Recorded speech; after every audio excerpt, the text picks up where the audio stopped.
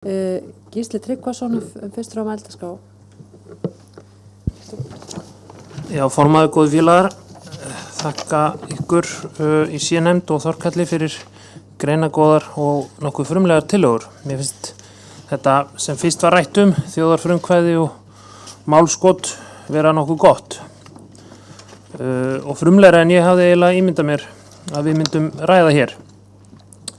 Fyrst langum við nú nefna að varandi þriðjung þingmanna eins og við Eiríkur Bergmann lögðum til hérna á síðasta fundi, þá mætti kannski frekar kalla hann þetta frestunarrétt frekar en málskot með hvernig þið leggið þetta upp að það er sem sagt, þetta verður ekki að lögum fyrir ef og þegar þjóðin samþykkir og þá er þetta ekki málskot á lagagildi eins og nú er forseti synjálögum staðfestingar, heldur frestun á lagagildi og svo ræðist bara hvort af þjóðarafstöðunni hvort að þetta verði að lögum. En þetta er nú bara smáatriði varðandi hugtækið. Mér líst líka nokkuð vel á að meirihluti Alþingis geti bakkað í báðum þessum tilvikum, fellt frumvarpi niður ef það þorir ekki taka slaginn við þennan þriðjung þingmanna eða 15% kjósenda. En sjálfur hallast ég að því að þetta ætti kannski að vera 10%.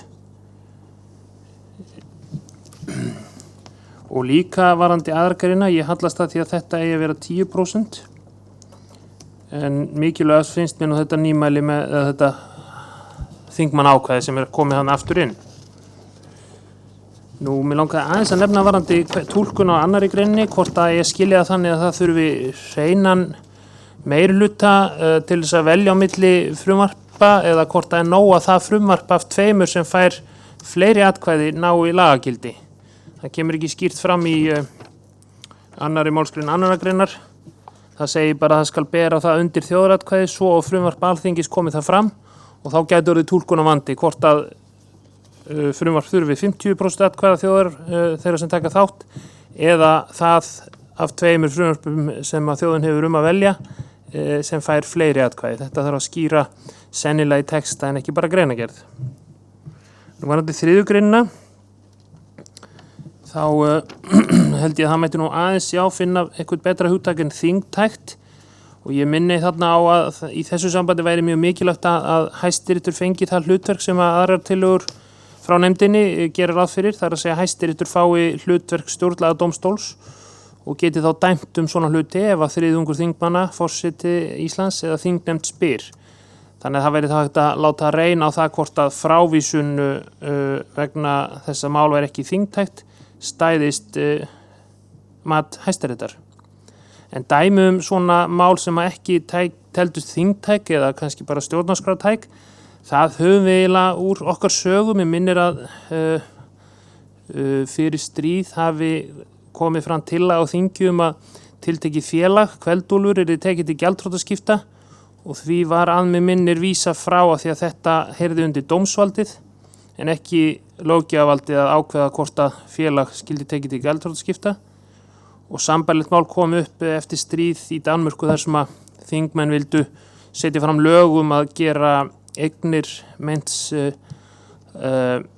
landssvikara upptækar að því var vísa frá og talið að það færi undir sérstök lög réttsuppgjör eftir hersetu Þjóðverja og færi síðan eftir dómi.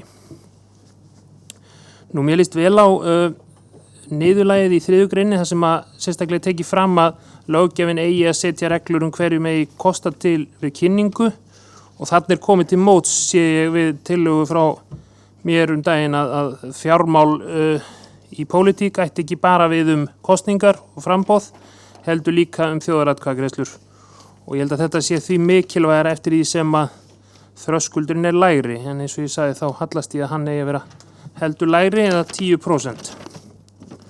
Og síðan aðeins að stjórnarskrártillögunni, mér langar að spyrja hvort að nefndin hafi fjallað eitthvað og hvernig hún hafi þó tekið á tillögu frá Freyju og mér og Katrín Oddsdóttur og Silju Báru og Vilhjálmi reglulegt stjórnlagaþing í stað þess að stjórnarskráni sé breytt svona eða hinsegin af Alþingi.